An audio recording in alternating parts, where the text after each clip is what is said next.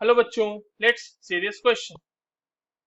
The molecule with highest number of lone pairs and has a linear shape based on VSEPR theory is options are CO2, option second is I3 minus, option third is NO2 minus and option fourth is NO2 plus. चलिए इन सारे molecules के बच्चे हम लोग एक एक करके structure देखते हैं और फिर लोन पेयर्स काउंट कर लेते हैं. और सबसे पहले तो ये देख लेते हैं कि इस क्वेश्चन को सॉल्व करने के लिए कौन से की कॉन्सेप्ट की जानकारी होनी चाहिए. तो वो होनी चाहिए आपको VSEPR थ्योरी में. ठीक है, देखिए VSEPR थ्योरी में बेसिकली जो है वो आपके पास जो लोन पेयर ऑफ इलेक्ट्रॉन्स होते हैं या जो बॉन्ड पेयर ऑफ इलेक्ट्रॉन्स होते हैं उन सब का जो है बॉन्ड पेयर्स या लोन पेयर के इलेक्ट्रॉन्स का जो ओरिएंटेशन होता है, उनका जो अरेंजमेंट होता है उसकी बात की जाती है. और उसमें ये देखा जाता है कि उसमें रिपल्शन कम होना चाहिए. लोन पेयर मतलब जो भी इलेक्ट्रॉन पेयर्स हैं उनके बीच में रिपल्शन होना चाहिए मिनिमम, उसके बेसिस पे अरेंजमेंट होती है. अब जो हमारे पास मॉलिक्यूल्स है उनका एक एक करके बच्चों स्ट्रक्चर देखते हैं और उसके ऊपर लोन पेयर्स काउंट कर लेते हैं. देखिए CO2 की बात करेंगे तो कार्बन जो है वो यहाँ पे ऑक्सीजन के साथ इस तरह से बॉन्डेड रहता है, डबल बॉन्ड बनाए हुए रहता है. अगर आप इसमें स्टेरिक नंबर 2 भी देखना चाहें, मतलब स्टेरिक नंबर भी देखना चाहें, तो कार्बन ऑक्सीजन के साथ दो सिग्मा बॉन्ड बनाए हुए हैं और कार्बन के ऊपर कोई लोन पेयर नजर इसमें नहीं आता. तो स्टेरिक नंबर इसका 2 हो जाएगा और स्टेरिक नंबर 2 मतलब आप इसके लिए यहाँ पे लिख सकते हैं, इसका स्टेरिक नंबर जो हो जाएगा वो 2 हो जाएगा बच्चों. और स्टेरिक नंबर 2 जो है वो sp हाइब्रिडाइजेशन को सिग्निफाई करता है और उसका जो स्ट्रक्चर होगा वो होगा लीनियर. ठीक है, लीनियर स्ट्रक्चर हमें दिख रहा है. अब यहाँ पे ऑक्सीजन के ऊपर तो लोन पेयर है. लोन पेयर हमें पूछा है मॉलिक्यूल में, राइट.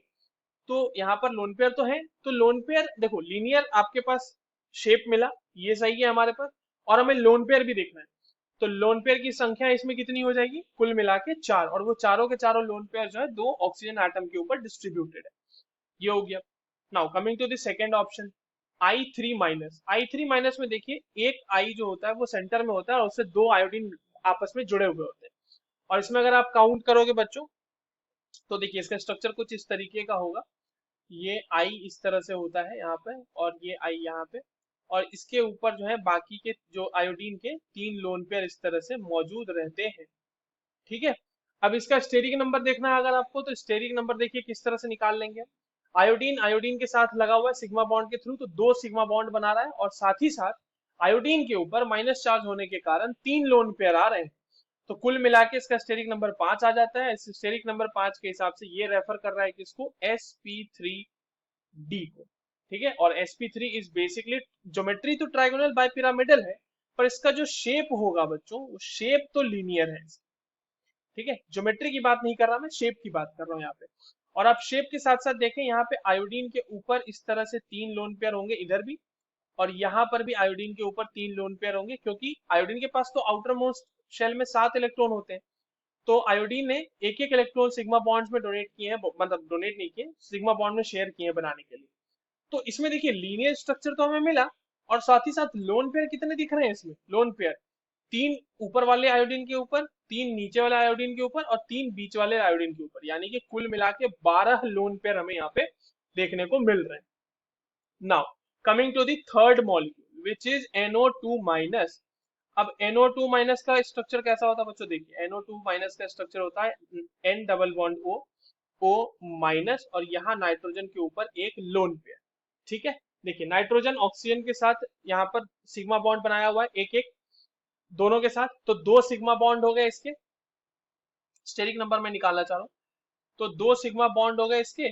और साथ ही साथ इसके ऊपर नाइट्रोजन के ऊपर एक लोन पेयर भी है, तो ये हो जाएगा आपके पास कुल मिला के 3. और 3 आपको क्या बताता है, 3 बताता है sp2 हाइब्रिडाइजेशन. और इसके लिए जो शेप होती है बच्चों वो होती है बेंट शेप. तो बेंट शेप आ गया, ये तो लीनियर की बात हो रही थी हमारे पास क्वेश्चन में, तो ये तो हमारा आंसर होगा नहीं.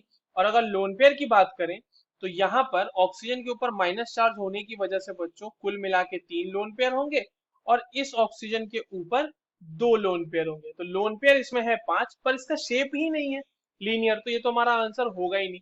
और CO2 और I3 माइनस में हमने देखा कि लोन पेयर की संख्या जो है वो ज्यादा है I3 माइनस में, तो CO2 आंसर होगा कि नहीं होगा, वो CO2 भी तो आंसर नहीं होगा. ठीक है, I3 माइनस हो सकता है या NO2 प्लस होगा. अब देखते हैं NO2 प्लस को. Coming to fourth, NO2 plus. NO2 plus linear structure का होता है, बिल्कुल होता है बच्चों.